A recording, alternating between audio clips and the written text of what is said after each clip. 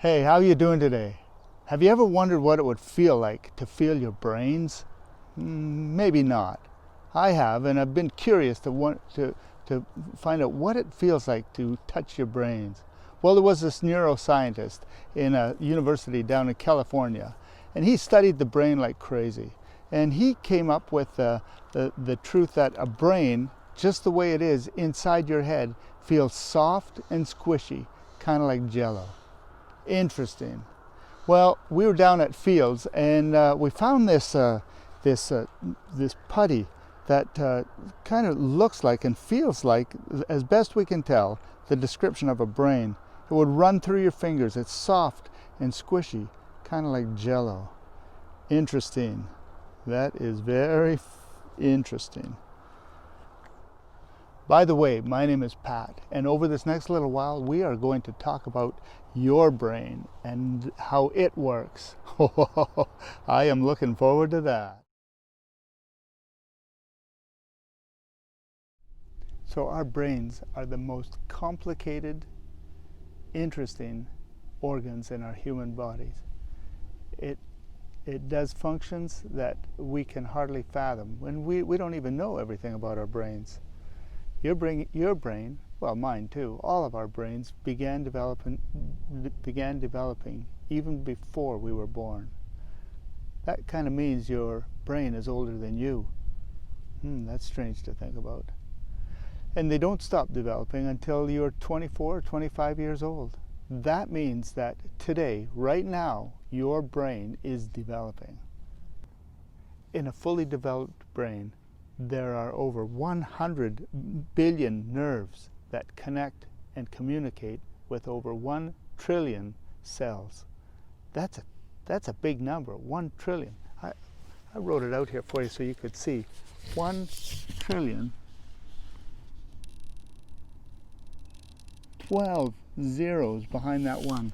That is all firing around in your brain even as we speak right now.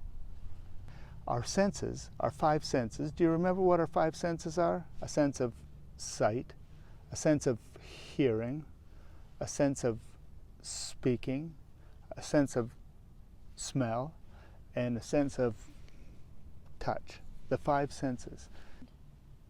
So your 5 senses collect information, send it to the brain, and then your brain sends out signals to your body to respond.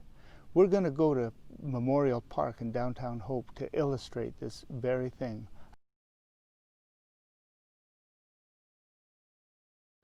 Okay, here we are in Memorial Park, and I've asked Eloise if she would come and play catch in the park, and she said yes. Yes.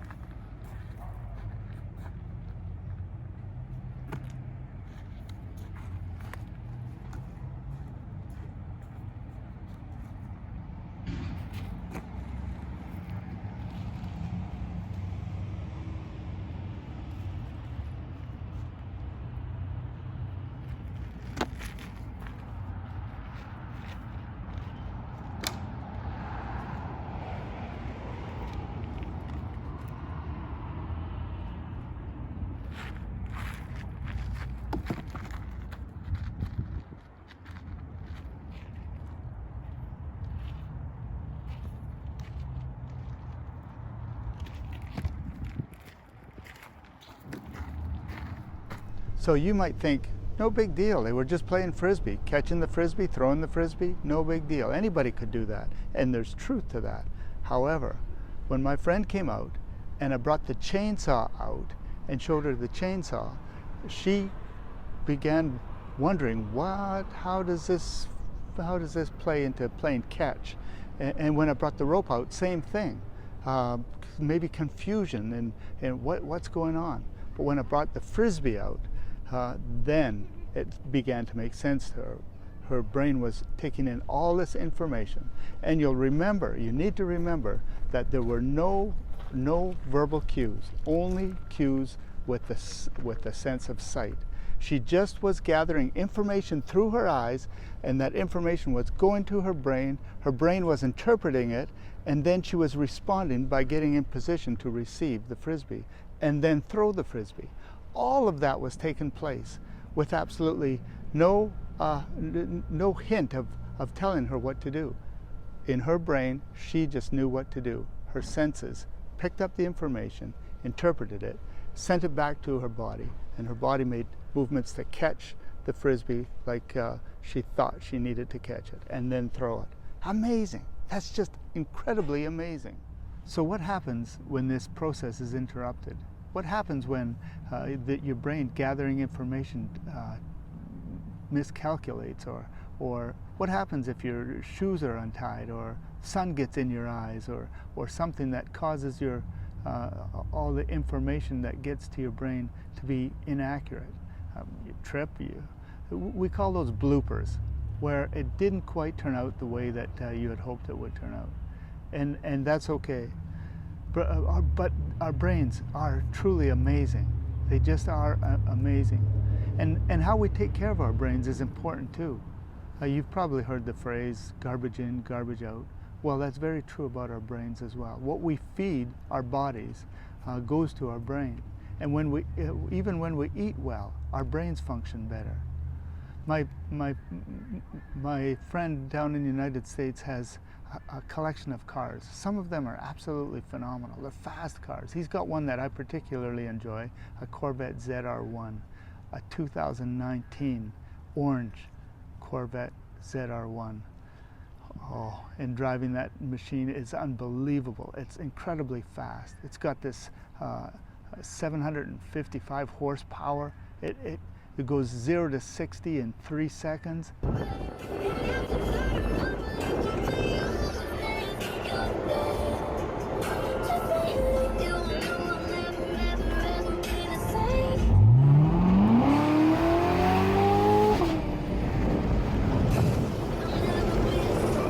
It's an amazing vehicle. Now, when you take that Corvette to the gas station, you don't buy the cheap gas. You get the good gas, the best gas, because that feeds the engine. And the engine is intricate, and it's complicated, and it runs best with the best gasoline.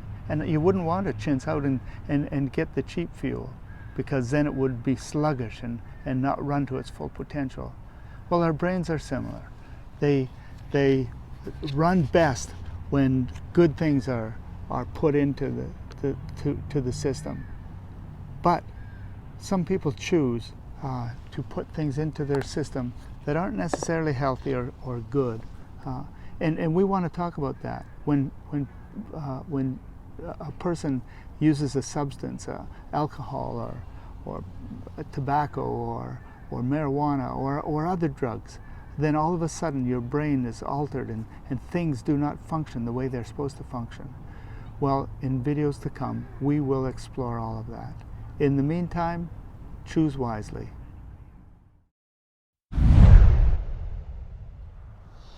Hey, how are you doing today?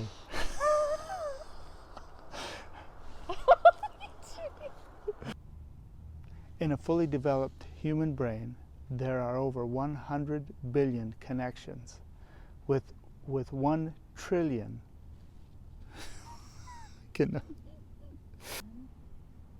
in a fully developed